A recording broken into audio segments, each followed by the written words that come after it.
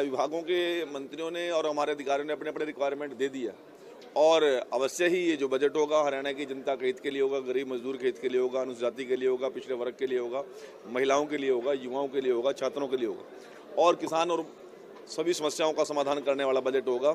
और रही बात भूपेंद्र सिंह हुड्डा और चिल्लाते हैं सदन में आके, दलित की बात करते हैं, पिछड़े की बात करते हैं, ज्योति की बात करते हैं, परंतु जब ये मुख्यमंत्री थे, अनुजाति वर्ग का इनका शिक्षा मंत्री था चौधरी फूलचंद मुलाना, उसके समय ने गेस्ट टीचर्स की भर्ती की और गेस्ट टीचर की भर्ती के अंदर जिस प्रकार से शेड्यूल कास्ट रिजर्वेशन का, बैकवर्ड रिजर्वेशन का, हैंडीकैप्स की रिजर्वेशन का, इन्होंने किस प्रकार से एक्स सर्विसमैन की रिजर्वेशन का वायलेशन किया, वो पाप इनके सामने आ रहे हैं। आज जब मैंने ये इसको बात ये कही आज सदन के अंदर तो तिलमिला गया, क्योंकि जो पाप किए हुए हैं वो इनके आगे सामने आ रहे हैं।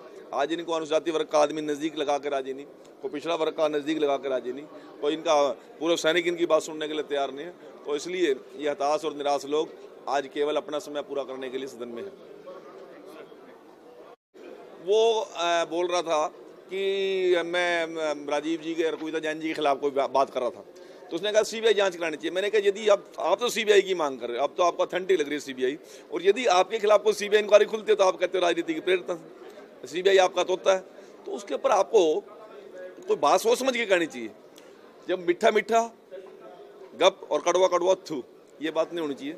और आज भूपेंद्र सिंह हुड्डा जिस प्रकार हताश और निराश है और विपक्ष जिस प्रकार से आज निराशा में डूबा हुआ है, शायद आप भी बड़े लंबे समय से यहाँ पर कवरेज कर रहे होंगे, इतना हताश और निराश और मुद्दा विहीन विपक्ष आज तक हमने नहीं देखा।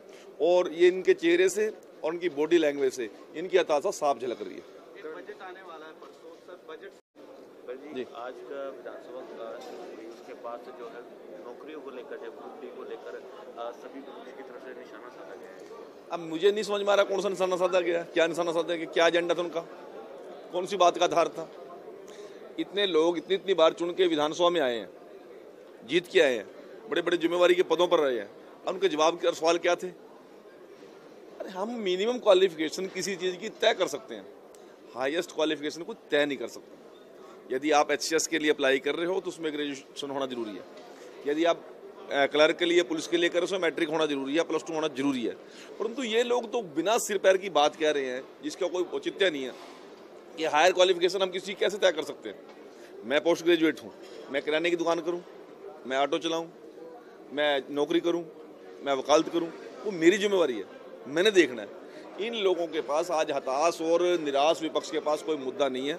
आज हरियाणा प्रदेश के अंदर इनकी कोई बात सुनने के लिए तैयार नहीं है और केवल ये बजट में अपनी हाजिरी लगाने के लिए इस प्रकार के रूल बयानबाजी कर रहे हैं और इससे इनको कोई लाभ नहीं होगा। उल्टा हरियाणा की जनता लाइव देख रही है इनके एक्टिविटी, कितनी ज़बरदस्त झूठ बोल रहे हैं और झूठ के अंदर किस प्रकार से झूठ बोलते हुए भी ये कॉन्फिडेंस होना चाहिए आदमी में। इनका कॉन्फिडेंस टूटा हुआ है, इनकी झूठ भी झूठ नहीं लग रही लोगों को। तो इसलिए आज हताश और निराश विपक्ष बेवजह आरोप लगाकर मनोहर जी की ईमानदार छवि को खराब करने की कोशिश कर रहे हैं। परंतु हरियाणा की जनता ने देख लिया किस प्रकार से पिछले 4 साल के अंदर हमने योग्यता के आधार पर रोजगार दिया, ईमानदारी से दिया, पर्ची सिस्टम बंद करके दिया। आज इन लोगों को ये बात हजम नहीं हो रही कि मनोहर जी की लोकप्रियता आखिरी 5वें साल के अंदर भी दुगनी हो गई है। तो ये तो आज इस इंतजार में है कि किसी प्रकार से भी कोई मुद्दा नहीं है। कल प्रतिपक्ष का नेता बीच में सदन छोड़ के चला गया था, मेरी तैयारी नहीं है। आज भूपेंद्र सिंह हुड्डा बीच में चले गए, मेरी तैयारी नहीं है। तो ये लोग बिना तैयारी किए हैं, ये तो केवल अपना कार्यकाल पूरा करने के लिए आए हुए हैं और इस इंतजार में है कि कब सेशन खत्म हो और कब यहाँ से जांच शुरू के जाएं। हुड्डा साहब कह रहे कि गिरफ्तार